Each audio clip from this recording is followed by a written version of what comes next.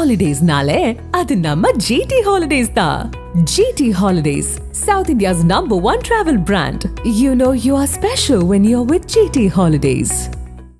7 தலைமுறைகள் பாரம்பரியமிக்க ஒரே சித்த மருத்துவ ஸ்தாபனம் சேலம் சிவராஜ் சித்த வைத்தியசாலை. இப்பொழுது சேலம், ஈரோடு, சென்னை, ஹொசூர், திருப்பத்தூரில் தினசரி மருத்துவரை சந்திக்கலாம். தொடர்புக்கு 9842722500. குக்கரி சேனலை பார்த்து யார் வேணாலும் சமையல் பண்ணலாம். ஆனா சுவையான சமையல் பண்றது எப்படி?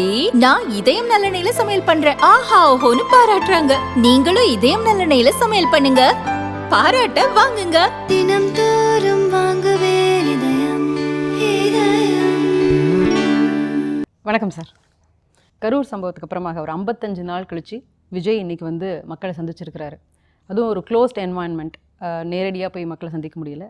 அதில் நிறைய ரெஸ்ட்ரிக்ஷன்ஸ் இருந்தது. QR கோட் வச்சுருந்தாங்க, 2000 பேர் தான் கலந்துக்க முடியும். இந்த மாதிரி நிறைய ரெஸ்ட்ரிக்ஷன்ஸ், பேரிகேட்ஸ்லாம் போட்டிருந்தாங்க. நிறைய வாலண்டியர்ஸ் உள்ளே இருக்கிறத நம்மளால் பார்க்க முடிஞ்சது. இது நீங்கள் எப்படி பார்க்குறீங்க? அதாவது க்ளோஸ்ட் என்வாயன்மெண்ட்டில் ஒரு மீட்டிங் நடந்தால் கூட இந்த அளவுக்கு சிறப்பாக ரொம்ப ஒரு ப்ரொஃபஷ்னலாக ரொம்ப ப்ரிகாஷன்டாக பண்ணணும் அப்படிங்கிறத அவர் கற்றுக்கிட்டாரோ இந்த நடந்த சம்பவத்தில்? வந்து ஆர்கனைஸ் பண்ணுறதுல இல்லை பெரிய வித்தை, அது வந்து பெரிய ஒரு சேலஞ்ச் இல்லை. அதுக்கு ஆர்வமாக வர்றது தான் முக்கியமான சேலஞ்ச். நம்ம வந்து QR கோட் இருந்தால் தான் உண்டு, என்ட்ரி ரெஸ்ட்ரிக்டடு, ஒன்லி 2000 பீப்புள் தான் இந்த இடத்துக்கு வரணும், காலேஜ் அவுட்டரில் இருக்கும், நீங்கள் 2 மணி நேரம் முன்னாடியே வந்துடணும், தலைவர் எப்படி பார்த்தாலும் 15 நிமிஷத்துக்கு மேலே பேச மாட்டார், அவர் ஒரு 15 நிமிஷம் பார்க்கலாம் அப்படிங்கிற மாதிரி இருந்தும் நான் அவரை பார்க்குறேன்னு வர்றாங்கல்ல, அதுதான் முக்கியமான விஷயம். நம்மகிட்ட காசு இருக்குது, நம்மகிட்ட நிர்வாகிகள் இருக்கிறாங்க, அதனால் வந்து ஒரு ஹால் கிடைக்கிறதோ, LED போடுறதோ, லைவ் பண்ணுறதோ, வாலண்டியர்ஸ் வைக்கிறதோ இது பெரிய விஷயம் இல்லை. அது எல்லா கட்சிகளாலும் செய்ய முடியும். அதில் வந்து செய்ய முடியாத ஒரு கட்சியினோட கம்யூனிஸ்ட் கட்சிகள் கூட செஞ்சுருவாங்க. ஆனால் அந்த ஆர்வமாக வர்றாங்க பாருங்கள், அது ரொம்ப முக்கியமான விஷயம். அதுதான் இதில் கவனிக்க வேண்டிய விஷயம். 2000 பேர் இவ்வளோ பாடுக்கு பிறகும் அதை வாங்கிக்குவா இதை வாங்கிக்குவா நீ வச்சிருக்கா போயிருக்கா வந்தால் கூட நான் வர்றேன்னு கிளம்பி நிற்கிறாங்கல்ல, அது ரொம்ப முக்கியமான விஷயம் நான் பார்க்குறேன். அந்த ஆர்வம்னு சொன்னதுனால கேட்குறேன். இன்றைக்கி வந்து கரூருக்கு அப்புறமாக மக்கள் கூட்டம் வரமாட்டாங்க, ஒரு பயம் இருக்கும் அப்படிங்கிற ஒரு பேச்சு இருந்தது. ஆனால் இன்றைக்குமே அவர் காரில் வரும்போதே கொஞ்சம் தூரத்துக்கு முன்னாடியே பைக்கில் அவருடைய ரசிகர்கள் ஃபாலோ பண்ணதை பார்த்தோம். அவர் வந்து இல்லை நீங்கள் போங்கன்னு சொன்னதை பார்த்தோம், அவர் கையசிச்சதை பார்த்தோம். அது மட்டும் இல்லாமல் குழந்தைங்களை கூட்டிகிட்டு வரக்கூடாதுன்னு சொல்லியிருந்தும் கூட குழந்தைங்களை கூட்டின்னு 2-3 பேர் வந்திருந்தாங்க. திரு புசியானந்த் அவர்கள் வந்து இல்லை அப்படின்னு அட்வைஸ்லாம் பண்ணி அனுப்பினதையும் பார்த்தோம். அப்போ இந்த ஒரு கிரேஸ் அவர் மேலே இன்னும் இருக்கே, அதில் எந்த குழப்பமும் இல்லை. அது டே ஒன்லேருந்து இருக்கிறதான, அது வந்து இன்றைக்கி புதுசாக உருவானதோ கரூர் சம்பவத்துக்கு பிறகு மாறக்கூடியதோ கிடையாது. ஏன்னா அவர் வந்து ஒரு ஸ்டார், இஸ் ஏ ஸ்டார். அதில் வந்து இன்னமும் ஒரு ஸ்டார் தான். அவருடைய ரசிகர்களே இன்னும் அவர் முழுசாக பார்க்கல நிறைய பேர், அதாவது நேரில் சினிமாவில் பார்த்து தான். அப்போ பொதுமக்கள் வந்து இன்னும் பார்க்குறதுக்கு ஆர்வமாக தான் இருப்பான். நான் சொல்லிட்டு இன்றைக்கி வந்து இந்த 2000 பேருமே ரசிகர்கள் தான். அதை நீங்கள் பார்க்கணும். நாம் காஞ்சிபுரத்தில் இருக்கிறோம் அப்படின்னா கைதட்டுறாங்க, இது அண்ணா பிறந்த மண் அப்படின்னா கைதட்டுறாங்க, இது அண்ணா நமக்கு என்ன சொல்லி கொடுத்துருக்காரு மக்களிடம் செல் அப்படின்னா, அதெல்லாம் அவங்களுக்கு இல்லை. அவங்க வந்து தலைவர் பேசுகிற வரிக்கு வரி கைதட்டிடும், நம்ம தலைவர் நம்ம ஸ்டார், அவ்வளோதான். ஸோ வந்திருந்தது ஃபுல்லாமே ஃபேன் கம் கேடர்ஸ், அவங்களுடைய ரசிகர்களாக இருந்து தொண்டர்களாக மாறியவர்கள் தான். அப்போ அந்த ஆர்வம் அங்கே இருக்குது, அந்த கிரேஸ் இருக்குங்கிறதுல there is no surprise. Rajinikanth சாரை வந்து 50 வருஷமாக ஃபீல்டில் இருக்கிறார். அவருடைய தொண்டர்களை இன்னும் அவர் முழுசாக பார்க்க முடியல, அவருடைய ரசிகர்களை இன்னும் பார்க்க முடியல, ஒரு ஃபோட்டோவாக எடுத்துட முடியுமா அப்படின்னு கேட்குறாங்க. அப்போ திரு விஜய் வந்து இந்த மாதிரி வர்றாரு அப்படிங்கும்போது அதை சந்தர்ப்பம் வச்சு நான் பார்த்தேன், தலைவர் வந்து ஒல்லியாக இருக்கார், தலைவர் தெம்பாக இருக்கிறார், தலைவர் வந்து ரொம்ப சின்ன பையமாக இருக்கார், 50 வயசு மாதிரி தெரியல அப்படின்னு அவங்களுக்கு எந்த வந்து ஒரு ஆர்வம் இருக்குல்ல நம்ம பார்க்குறோம் அப்படின்னு சொல்லி அது வந்து அந்த ஹாப்பினஸ் அது இருக்கும். அதில் எனக்கு எதுவுமே வியப்பில்லை. அது டே ஒன்லேருந்து இருக்கிறது தான். அவர் கட்சி ஆரம்பித்தாலும் ஜெயித்தாலும் தோத்தாலும் என்னவா இருந்தாலும் அது அப்படியே இருக்கும். அவர்கள் ரசிகர்கள் தொண்டர்கள்ங்கிறத மறந்துடக்கூடாது. இது பொதுமக்கள் க்ரௌடு கிடையாது. இது தேர்ட் பர்சன் வந்து அப்பா நீ என்ன பேசுகிற, விஜய் வந்திருக்காரு, பாலிட்டிஷன் என்ன பண்ண போகிறார் அப்படிங்கிற க்ரௌடு கிடையாது. விஜயை பார்க்க வந்த கூட்டம் அது வந்து ரொம்ப தெளிவாக இருக்குது. அது 2000 பேரில் ஒரு மாவட்டம் முழுக்க அப்படிங்கும்போது இது காஞ்சிபுரம் மாவட்டத்துக்கான சந்திப்பு. அதில் சாதாரண 20,000 பேர் திரட்ட முடியும். நீங்கள் திரு எடப்பாடி பழனிசாமி அவர்கள் வந்து தொகுதி வாரியாக கூட்டம் போகிறார். ஒரு தொகுதிக்கு அவங்களே கரூருக்கு அவங்க சொன்னதே 10,000 பேருக்கு மேலே வந்திருந்தாங்க அப்படின்னு. அப்போ வந்து ஒரு தொகுதிக்கு 10,000 அப்படின்னா ஒரு 6 தொகுதி வச்சுட்டிங்கன்னா 60,000 சாதாரண இன்னும் ஆவரேஜ் இருக்கும் கரூர் மாவட்டத்தில் மட்டுமே. ஸோ ஒரு தொகுதியில் ஒரு மாவட்டம் முழுக்க சேர்த்து 27,000 பேர்னு திரு விஜய்க்கு நம்பர் சொன்னாங்க. இன்றைக்கி வந்து இந்த 2000 பேர் தான். So there is no surprise. ரொம்ப ஃபில்டர் பண்ணி ஸ்க்ரூட்டினி பண்ணி அவங்களுடைய நிர்வாகிகள் அவங்களோட குடும்பத்துக்கு மட்டும் கொடுத்துருக்குறாங்க. குழந்தைகளை கூட்டு வரக்கூடாதுன்னு சொல்லிடலாம். ஆனால் 35 வயசு கீழே இருக்கக்கூடிய லேடிஸ் என்ன செய்வாங்க? அவங்க குழந்தைய அப்படியே விட்டுட்டு வர முடியாது, அவங்க தான் கூட்டு வருவாங்க. அப்போ அதற்கான ஏற்பாடை பண்ணுமே தவிர வராதிங்கன்னு சொல்ல நம்ம தெர் இஸ் நோ மீனிங். இந்த மாதிரி கண்ட்ரோல்டு அட்மாஸ்பியரில் வந்து ஸ்டாம்பீடுக்கான வாய்ப்பு கிடையாது.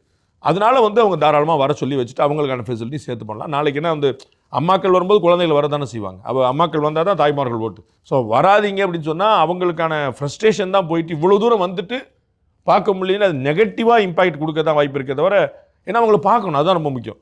நான் குழந்தையோட வந்தேங்கிறத அட்வான்டேஜாக பார்க்காம குழந்தையோட வந்தேங்கிறத மைனஸாக பார்த்தீங்கன்னு வச்சுங்க, அது வந்து அவங்களுக்கு தான் மைனஸாக மாறும், தொண்டர்களுக்கு இல்லை.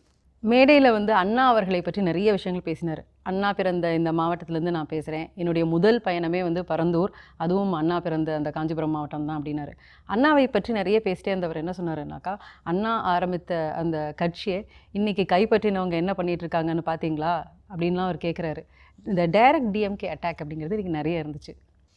அதில் வந்து தெர் இஸ் நோ சர்ப்ரைஸ். அவங்க வந்து சின்னத்தில் அங்கே வச்சுருக்கிறாங்கன்னு ஏடிஎம்கேவையும் சேர்த்து சொன்னார். நம்ம அதை சரியாக புரிஞ்சுக்கணும். அவர் வந்து முதல்ல ஆரம்பிக்கும் போது ஏடிஎம்கேன்னு சொல்கிறாங்க, அந்த கட்சி எப்படி இருக்குது அதை நம்ம விட்டுருவோம், பட் ஆளுங்கட்சியில் இருக்கிறவங்க நம்ம கேட்போம்னு சொல்லி சொன்னாங்க. ஆனால் அந்த அண்ணாவை தன்னுடைய கட்சியிலே வச்சுருக்கிறவங்க, அண்ணாவோட தன்னுடைய பேர்லேயே வச்சுருக்காங்கன்னு குறிப்பிட்டது டிஎம்கேவை இல்லை, அது ஏடிஎம்கேவை. அண்ணாவுடைய பேரை யார் வச்சுருக்காங்கிற பார்க்குறோம், அண்ணாவை யார் கட்சி கூடியில் வச்சுருக்காங்க பார்க்குறோம், அது வந்து ஏடிஎம்கே சொல்கிறார். அப்புறம் வந்து அது 2 வரி மட்டும் சொல்லிட்டு போகிறார், அது ஏடிஎம்கே கற்றுக்கொள்ள வேண்டிய படம். எம்ஜிஆர் அவர்கள் கட்சியில் வச்சிருந்தாரு அப்படின்னு சொன்னார். நீங்கள் சொன்ன மாதிரி எம்ஜிஆர் அவர்கள் குறிப்பிட்டு சொல்லியிருந்தாரு. ஆமாம், அது வந்து அந்த கட்சி இப்போ என்ன இருக்குங்கிற பார்ப்போம் தான் ஆரம்பிக்கிறார். ஆரம்பிக்கும் போது அவர் வந்து முதல் பஞ்ச் வந்து ஏடிஎம்கே கொடுக்குறாரு, 2வது பஞ்ச் தான் அந்த டிஎம்கே கொடுக்குறாரு. அப்போ ஏடிஎம்கேல இருக்கிறவங்க விஜய் கூட்டணிக்கு வருவாரா அப்படின்னு ஏங்குறவங்க தான் இதை யோசிக்கணும். விஜயை ஏடிஎம்கேயும் பிஜேபியும் பேசிடக்கூடாது அப்படின்னு கடுமையான முயற்சி எடுக்குது. அவர் எப்படியும் பேசிடக்கூடாது, அவர் எப்படி நாளைக்கு கூட்டணிக்கு வரப்போகிறார். ஆனால் அவர் வந்து உங்களை விமர்சிக்கிறதுக்கு தயங்குறதே கிடையாது. அப்போ நீங்கள் என்ன செய்யணுங்கிறது அவங்க யோசிக்க வேண்டிய பாயிண்ட். டிஎம்கே மீதான டைரக்ட் அட்டாக்ல தெர் இஸ் நோ சர்ப்ரைஸ். அவர் வந்து தொடர்ந்து முயற்சி பண்ணிட்டு இருக்கக்கூடிய விஷயம் என்ன, இந்த போட்டியை திமுக வெர்சஸ் தாவேக்கான்னு மாற்றணுங்க. அது இல்லை, அது வேறு விஷயம். பட் வந்து ஒரு நெரேட்டிவ் தொடர்ந்து ஒரே விஷயத்தை திரும்ப திரும்ப சொல்கிறது மூலமாக அது ஒரு கட்டத்தில் உண்மையாகலாம்ங்கிறது ஒரு தியரி. திரும்ப திரும்ப ஒரு பொய்யை சொல்லிட்டு இருந்தால் அது உண்மையாகணும்னு கோயபல் சொல்கிறார். அந்த மாதிரி வந்து ஒரு கணக்கு இருக்குது. அப்போ வந்து அது இது தாவேக்கா வெர்சஸ் டிஎம்கேங்கிறது இன்றைக்கி கள நிலவரம் இல்லை. ஆனால் ஒரு கட்சி தலைவராக தன்னுடைய கட்சி தான் திமுகவுக்கு ஒரு மாற்றுங்கிற ப்ரொஜெக்ட் பண்ணக்கூடியது வந்து அவருடைய அடிப்படையில் அது சரிதான். That is what he is trying. Thimuka மீதான டைரக்ட் அட்டாக் வந்து புரிந்து கொள்ளக்கூடியது. ஏடிஎம்கே தான் செய்யும், பாஜக தான் செய்யும், டாக்டர் அன்புமணி ராமதாஸ் தான் செய்வார், திரு சீமான் தான் செய்வார். திமுக தான் ஆளுங்கட்சியில் இருக்குது, 4.5 வருஷம் முடிச்சிட்டாங்க. அவங்கள ஆட்சி மீதான அதிருப்தி வந்து கண்கூடாக மக்கள் பார்க்குறாங்க. அப்போ வந்து அந்த கிரிட்டிசிசம் வந்து விச் வி கேன் அண்டர்ஸ்டாண்ட். அந்த திமுக வெர்சஸ் டிவிகே அப்படிங்கிறது வந்து ஒரு நெரேட்டிவ் அப்படின்னு சொல்லப்பட்டாலும் கூட, ஆனால் ஒவ்வொரு மேடைக்கு மேடை திமுக வந்து எங்களை டிவிகே சாடுறதுக்கு குறை சொல்கிறதுக்கு தவறதே கிடையாது. அறிவு திருவிழான்னு அவதூறு திருவிழா ஒன்று பண்ணினாங்க, அதுலேயும் நம்ம டிவிகே பற்றி தான் பேசுகிறாங்க. இப்போ அவங்களுக்கு நம்மளை பார்த்தா பயம் வந்துருச்சு அப்படின்னு அவர் சொல்கிறது பார்த்தா மேடைக்கு மேடை அவங்க டிவிகே பற்றி பேசிகிட்டே இருக்கிறாங்க. அதுதான் ரொம்ப புத்திசாலித்தனமான முடிவு திரு விஜய் அவர்கள் எடுத்தது. ஆனால் உண்மை அது இல்லை. தாவேக்கா பற்றி மட்டுமே பேசுகிறாங்க திமுகவில் அப்படின்னா அவர் சொல்கிறது உண்மை. தாவேக்கா பற்றி ஜாடமாடியாக பேசுகிறாங்க, ரொம்ப பகிரங்கமாக பேசுகிறது பாஜக பற்றி, அதற்கு இணையாக பேசுகிறது அதிமுக பற்றி.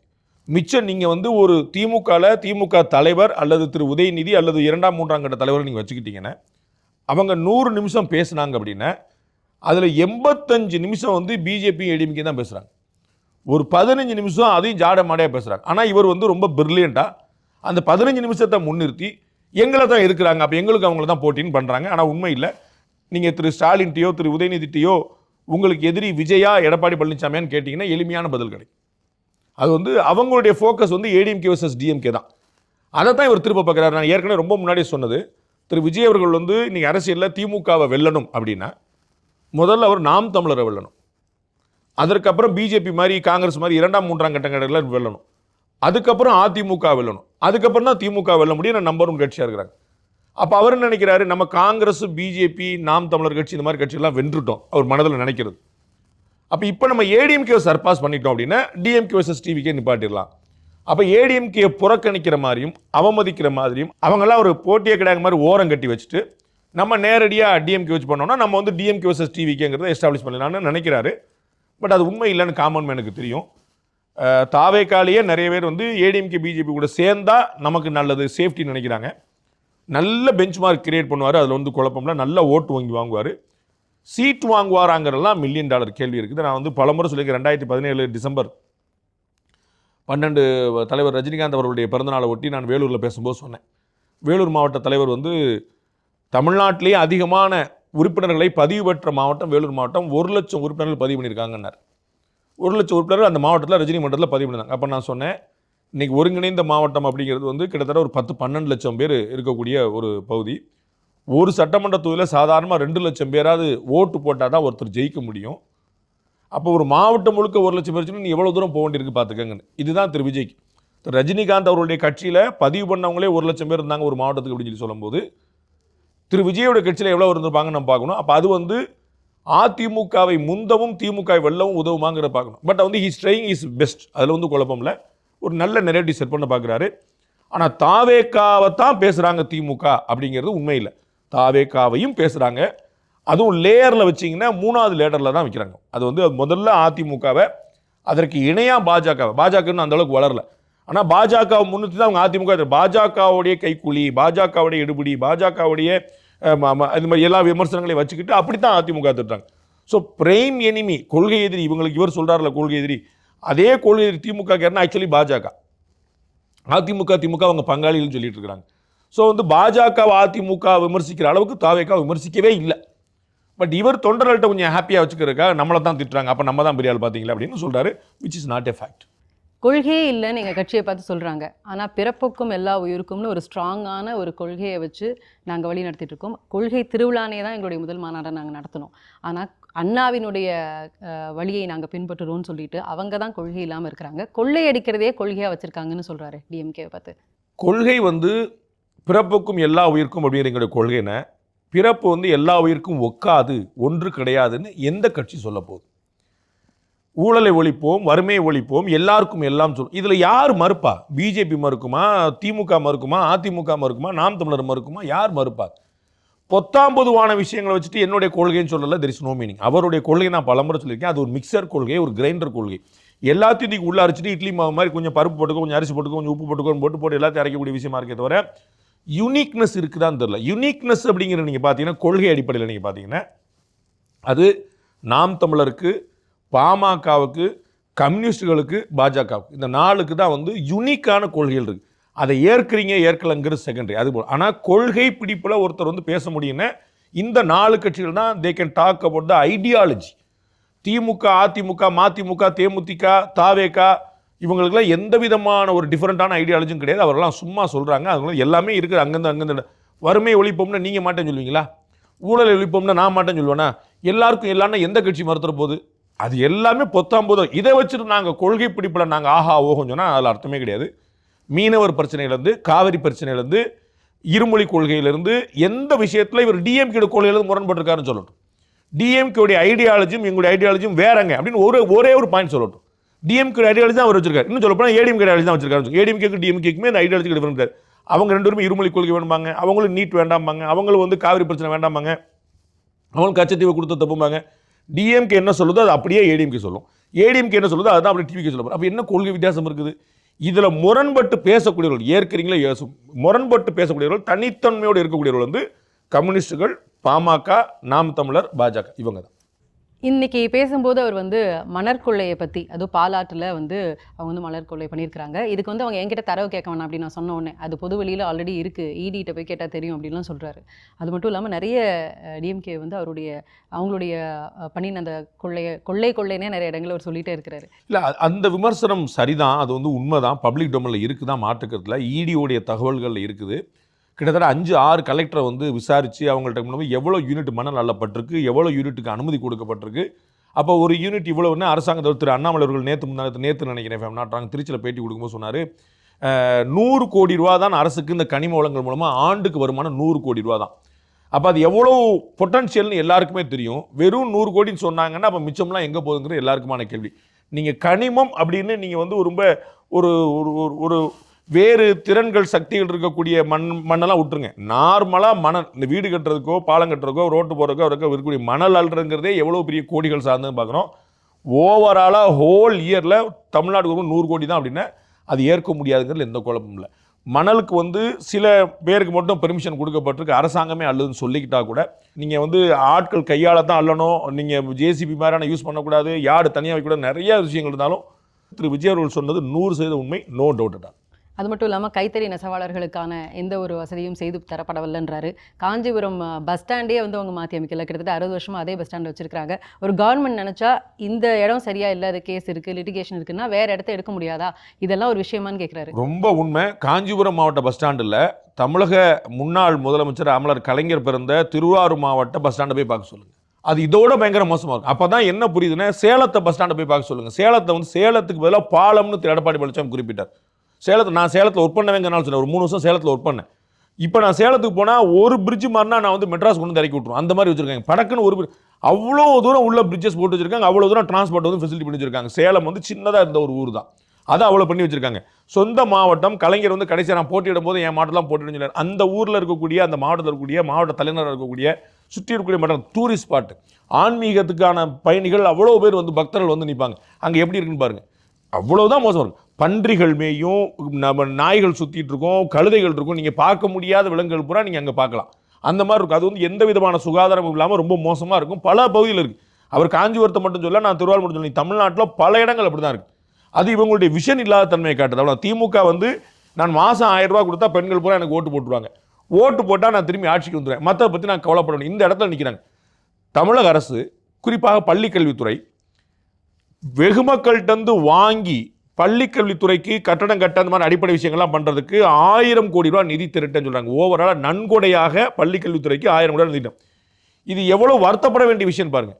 45,000 கோடி ரூபா பட்ஜெட் இருக்கிற பள்ளிக்கல்வித்துறை, ஆண்டுக்கு 45,000 கோடி. ஆனால் நீங்கள் 1000 கோடி தேர்த்திட்டே நம்ம சந்தோஷப்படுறீங்க. மாதத்துக்கு 1400 கோடி ரூபா நீங்கள் வந்து இந்த 1000 ரூபா நிதியாக கொடுக்குறீங்க. அப்போ இந்த 1000 கோடி எங்கே இருக்குன்னு பாருங்கள். அப்போ கொஞ்சம் உங்கள் லாஜிக் புரியுதா? 45,000 கோடி பட்ஜெட், ஒரு மாதத்துக்கு 4000 கோடி ரூபாய்க்கு மேலே ஒரு மாதத்துக்கு. அது எங்கே போகுது? 1500 கோடி ரூபா நீங்கள் மாதம் வந்து 1000 ரூபா நிதியில் ஒதுக்குறீங்க. அது எங்கே போகுது? இந்த 1000 ரூபாயை வெகுமல்கிட்ட நீ வாங்கி கேட்கக்கூடிய நிலைமை வந்துச்சு. அப்போ நீங்கள் அரசாங்கம் என்ன பண்ணுறீங்க? வரி எதுக்கு வசூலிக்கிறீங்க? நீங்கள் மத்திய அரசு எதுக்கு நீங்கள் காசு வாங்குறீங்க? மெட்ரோ திட்டம் சென்ட்ரல் கவர்மெண்ட் கொடுக்கணும், ஹைவே சென்ட்ரல் கவர்மெண்ட் கொடுக்கணும், எல்லாமே. நீங்கள் என்ன பண்ணுறீங்க? இந்த கேள்வி வருதா இல்லையா? தமிழக அரசுடைய வருமானம் எங்கே போகுது? அப்போ 1000 கோடி ரூபா நீங்கள் வந்து வெகுமக்கள்கிட்ட வாங்கி கொடுக்கணும். என்ன கணக்கு? எதுக்கு நீங்கள் பொதுமக்கள்கிட்ட போகிறீங்க? அரசாங்கத்துக்கு பொதுமக்கள் செய்யணுமா, பொதுமக்கள் வந்து அரசாங்கத்துக்கு செய்யணுமா? எங்கே மாறிடுச்சு பாருங்க. அரசாங்கம் பொதுமக்களுக்கு ஃபெசிலிட்டேட் பண்ணி கொடுக்குங்கிறத விட்டுட்டு பொதுமக்கள்கிட்ட 50,000 கோடி ரூபா டாஸ்மாக் மூலமாக அரசாங்கம் வசூல் பண்ணுது. 50,000 கோடி, 5,000 கோடி ஒரு மாதத்துக்கு, புரியுங்களா? 4,500 கோடி ரூபாய் கிட்ட ஒரு மாதத்துக்கு டாஸ்மாக் மூலம் அரசாங்கத்துக்கு வருமானம் வருது. அப்போ அவ்வளோ காசையும் கரியாக்கிட்டு 1000 கோடி ரூபா நாங்கள் பொதுமக்கள்கிட்ட வாங்கிட்டோம்னு சொல்கிறாங்க. இது அவங்களுடைய நிதி மேலாண்மை எப்படி இருக்குன்னு பாருங்க. அப்புறம் பஸ் ஸ்டாண்ட் எங்கேருந்து வரும்? கோயம்புத்தூர் மெட்ரோ நீ போட்டு கொடு, மதுரை மெட்ரோ நீ போட்டு கொடு, சென்னை மெட்ரோ நீ போட்டு கொடு, ஹைவேஸ் நீ போட்டு கொடு, கல்விக்கு நீ நிதி ஒதுக்கு, எல்லாத்துக்கும் நீ எல்லாமே நீ சென்ட்ரல் கவர்மெண்ட் தான் ஒதுக்கணும். அப்போ நீங்கள் என்ன செய்வீங்க? கேள்வி வருதுல்ல. திரு விஜய் அவர்கள் கேட்டால் ரொம்ப சரியான கேள்வி, உண்மையான கேள்வி. அவர் என்ன சொல்றாருனாக்கா, நாங்கள் ஆட்சிக்கு வந்தால், இல்லை நாங்கள் ஆட்சிக்கு வருவோம், இப்படி வந்தால் இதெல்லாம் செய்வோம்னு ஒரு பெரிய லிஸ்ட்டே அவர் கொடுத்துருக்காரு.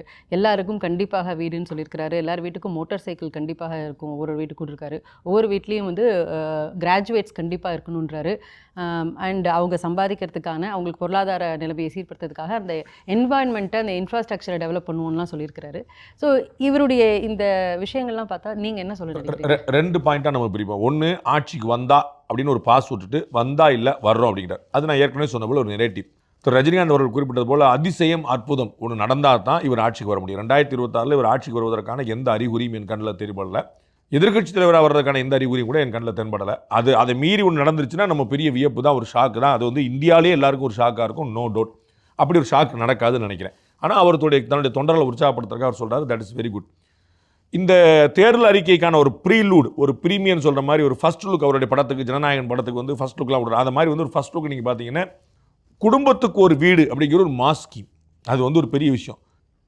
எல்லாருக்கும் வேலை வாய்ப்பு அப்படிங்கிறது ஒரு முக்கியமான விஷயம். எல்லா வீட்டுக்கும் ஒரு பைக் அப்படிங்கிறது ரொம்ப முக்கியம். இந்த மூணையும் வந்து கொடுக்க போகிறான்னு புரிஞ்சிடும். இது என்ன நடக்கும் அப்படின்னா, இதை உடனே திமுக காப்பி அடிச்சிடும். இவர் இப்போ தான் சொல்கிறாரு, திமுக காப்பி அடிச்சிடும். மக்களுக்கு என்ன தோணும்? திமுக செஞ்சிடும் அப்படின்னு நம்பிக்கிறோம். ஏன்னா விஜய் அவர்கள் ஆட்சிக்கு வர போகிறதே இல்லை, அதனால் அவர் செய்வார்னு வாய்ப்பே இல்லை. ஆனால் திமுக சொல்லிடுச்சுன்னா இவ்வளவு மொத்தமும் செய்யாட்டா கூட ஒரு பைக் வந்தால் வந்துடும், ஒரு வேலைவாய்ப்பு கன்ஃபர்மேஷன் வந்தாலும் வந்துடும், வீட்டுக்கு வந்து ஏதாவது ஒரு அமௌண்ட் கொடுக்கும். ஏன்னா ஏற்கனவே பிரைம் மினிஸ்டர் ஆவாஸ் யோஜனான்னு சொல்லி பிரதமருடைய திட்டங்கள் இருக்குது. ஏற்கனவே தமிழக அரசோட பங்களிப்போட திட்டமும் இருக்குது. ஸோ ஏழைகளுக்கு வீடு கட்டி தரும் திட்டம் ஏற்கனவே இருக்குது. அது புது திட்டம் இல்லை. ஆனால் வீடு இல்லாத எல்லா குடும்பத்துக்கும் வீடு அப்படின்னு ஒரு ஸ்கீமாக சொன்னீங்கன்னா அது வந்து ஒரு பெருசாக தோணும். அது தோணும். அப்படிப்பட்ட ஸ்கீம் தான் ஏற்கனவே இருக்குது. நான் பிரைம் மினிஸ்டர் அதை பண்ணிட்டு இருக்காரு. தமிழக அரசும் கலைஞர் பேரில் வந்து அதை பண்ணிட்டு இருக்கிறாங்க. அது இந்திரா காந்தி பீரியட்லேருந்து, அது ராஜீவ்காந்தி பீரியட் இந்திரா ஆவாஸ் யோஜனான்னு அப்படி ஓடிட்டு தான் இருந்த விஷயம். அது ஒரு ஒர்க் அவுட். பட் வந்து இந்த ஸ்கீமை டிவிக்கே சொல்லி அது எப்படி ஆட்சிக்கு வரப்போறதுன்னு நினச்சி டிஎம்கே அதை கடைபிடிக்கும் போது, அது வந்து டிஎம்கே அதை அறிவிச்சாங்கன்னா அது இன்னும் அவங்களுக்கு பெரிய ஹெல்ப் பண்ணும். நமக்கு வந்து இலவச கேபிள் திட்டம் உள்பட பல விஷயங்களை வந்து திரு விஜயகாந்த் அறிவிச்சிருந்தார். வீட்டுக்கே வந்து ரேஷன் கார்டு கொடுப்போம், இன்னைக்கு வந்து நம்ம பாக்கெட்லேயே வந்து பைசா போடுறோம்னு சொல்லி சொல்கிறோம்ல, இதை வேறு மாதிரி கனவு கண்டவர் திரு விஜயகாந்த் அவர்கள். நான் ரேஷன் பொருட்களை வீட்டில் வந்து கொடுப்பேன்னார். ரேஷன் அரிசிக்கு நீங்கள் கடைக்கு வர வேண்டியது, நான் உங்கள் வீட்டுக்கே வந்து மாதம் இது மாதிரி ஸ்கீம்களை வந்து அப்புறம் வந்து அடுத்து வரவங்க அவங்க விஜய் ஆட்சிக்கு வர முடியல விஜயகாந்தால, இவங்க ஆட்சிக்கு வரக்கூடிய கடைபிடிச்சிட்டு நாங்கள் செஞ்சோம்னு சொல்லிவிடுவாங்க. அதுதான் நடக்கும்போது டிஎம்கேக்கு இன்னும் அதர்வே அவர் நல்ல ஸ்கீம்ஸை கொடுத்துருக்காருன்னு தான் நான் புரிஞ்சுக்கிறேன். இவர் செய்ய போறாருன்னு நான் புரிஞ்சுக்கல. திமுகவுக்கு நல்ல ஸ்கீம்ஸை எடுத்து கொடுத்துருக்காருன்னு நினைக்கிறேன். ஒருவேளை அவர் சொன்ன மாதிரி நாங்கள் ஆட்சிக்கு வந்தால் என்ன, நாங்கள் வந்துட்டோம் அப்படிங்கிற பட்சத்தில் இப்போ சொல்லியிருக்கிற விஷயங்கள்லாம் செய்கிற அளவுக்கான ஒரு பொருளாதார கட்டமைப்பு இருக்கா? ஏன்னா இபிஎஸ் அவர்கள் நிறைய இடங்களில் சொல்லியிருக்கிறாரு, வாக்குறுதிகள் நிறையா கொடுத்துட்றாங்க, என்ன நிதி நிலைமைன்னு தெரியாமல் இப்போ வந்து இப்படி இருக்க சிச்சுவேஷன் பேசும்போது சொல்லியிருக்கிறாரு. அப்போது இவர் சொன்ன விஷயங்கள்லாம் செய்கிறதுக்கான ஒரு பொருளாதார வசதி இருக்கு. அத்தைக்கு மீசை முளைக்கட்டும், அப்புறம் சித்தப்பாவா பெரியப்பா எப்படி கூப்பிடுறன்னு பார்த்துக்கணும். நம்ம அத்தைக்கு மீசை முளைக்காதுன்றேன், அதில் வந்து எனக்கு ஒன்றும் குழப்பம் இல்லை. அதனால் முளைச்சா நம்ம சித்தப்பான்னு கூப்பிட்றதா, பெரியப்பான்னு கூப்பிட்றதா, மாமான்னு கூப்பிட்றதா, அங்கிள்னு கூப்பிட்றதா, அதை நம்ம அப்புறம் பார்த்தோம். முளைக்க போகிறது இல்லைங்கிறது நம்ம குழப்பம் இல்லை. நிதி ஆதாரங்களை பொறுத்தளவுக்கு ஏற்கனவே தமிழக அரசு கிட்டத்தட்ட 8 லட்சம் 9 லட்சம் கோடி ரூபாய் கடனில் இருக்குது. 8-9 லட்சம் கோடி. அதை அடைக்கிறதுக்கான எந்த அறிகுறியும் எந்த விஷயமும் தமிழ்நாட்டில் அரசில் திமுக அரசு கிடையாது. அது எப்படி அடைப்பாங்க? இபியில் வந்து மாதத்துக்கு ஒரு முறை கணக்கெடு கொடுக்குறேன்னு அவங்க ப்ராமிஸ் பண்ணாங்க, இன்ன வரைக்கும் பண்ண முடியல. ஏன்னா அதில் வந்து பயங்கரமாக லாஸ் ஆஃப் மீட்டர் பண்ணுற வழியில் சுற்றி கடன் வாங்காத டிபார்ட்மெண்ட்டே கிடையாது, கடன் அடைக்கிறதுக்கான எந்த விஷயமும் கிடையாது. 90% மேலே அரசு ஊழியர்களுக்கு சம்பளமாக கொடுத்துட்ருக்காங்க. அப்போ இன்வெஸ்ட்மெண்ட் வந்து ப்ரொடக்டிவாக இல்லை. அதில் வாங்குற முதலீட்டு செலவுன்னு சொல்லுவாங்க, விரைய செலவுன்னு சொல்லுவாங்க. இவங்க பண்ணுறது எதுவுமே முதலீட்டு செலவே கிடையாது. நான் ஏற்கனவே சொன்ன மாதிரி 1400 கோடி ரூபா மாதம் கொடுக்குறாங்கன்னா 1400 கோடி ரூபா மாதம் எவ்வளோ இண்டஸ்ட்ரி உருவாக்க முடியும் பாருங்க, எவ்வளோ வேலை வாய்ப்பு. நான் ஏற்கனவே உங்கள்கிட்ட சொல்லியிருக்கேன். அந்த மாதிரி இல்லாமல் அது ஒரு விரைய செலவு. அது 1000 ரூபா நீங்கள் போகிறதுல வந்து 500 ரூபா டாஸ்மாக்கு போயிடும் மாதம். அப்போ அது ரொட்டேஷனில் திரும்பி அரசாங்கத்துக்கும் டிஸ்டிலரிஸ் இந்த மதுபான ஆலைகளுக்கு தான் போய் நிற்குமே தவிர இங்கே வந்து நிற்க போகிறதில்ல. அப்போ இதை வச்சு அரசாங்கம் ஏற்கனவே முங்கி கிடக்கு. இதில் ஒரு வீடு கட்டி தருவேன், ஒரு பைக்கு தருவேன், ஒரு வேலை வாய்ப்பு தருவேன், இலவச கல்வி தருவேங்கிறது கேட்கறதுக்கு பியூட்டிஃபுல்லாக இருக்கும், நடைமுறைக்கு சாத்தியம் இல்லை. பட் விஜய் சொன்னனால் நீங்கள் கவலைப்பட வேண்டியதில்லை, அவர் ஆட்சிக்கு வரப்போகிறதில்லை.